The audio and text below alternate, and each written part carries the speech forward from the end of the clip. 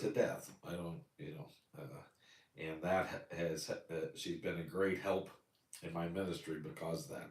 She gives me credibility, and so kudos to my wife, and that's why we need women in ministry, but not as pastors or preachers. Okay, Paul apparently put into Phoebe's hand this epistle to the Romans rather than trusting it to public transportation. Rome did have mail service, but it was slow. Paul, you see, is going back to Jerusalem, and Phoebe brings his epistle with her to Rome. I commend unto you Phoebe, our sister.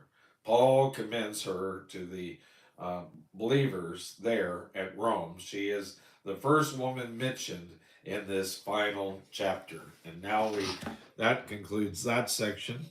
Now let's go on to section verse 3 and 4. This section is titled uh, Christians in Rome Greeted. Now, Paul sends his greeting to quite a list of Christian folk. Oh, great, I got to pronounce all these names. Verse 1 Greet Priscilla and Aquila, my helpers in Christ Jesus. We've seen them before, who have for my life laid down their own necks, unto whom not only I give thanks, but also all the churches of the Gentiles. At this time, there were Gentile churches, you see, and I believe the church at Rome was largely Gentile, made up of many races. It was integrated for sure. Priscilla and Aquila were a Jewish couple. How had Paul met them, and in what way were they his helpers? Well, there had been a wave of anti Semitism that had swept over the city of Rome, and Priscilla and Aquila had you don't double up words, I'm sorry, to leave. Um, see, I forgot what the reason was. Oh, because they had a. I originally said that it sounded like that there was a plague or something that was going through the empire. It sounded like that in Acts. Everybody was getting sick, and Paul was healing them. J. Vernon McGee said that if you remember, there was an uprising with the Jews over, they weren't happy about taxation because they asked that of Jesus. He said, "Render unto Caesar that which is Caesar," and he talks about that in this epistle. They came to the city of Corinth while Paul was there and set up shop.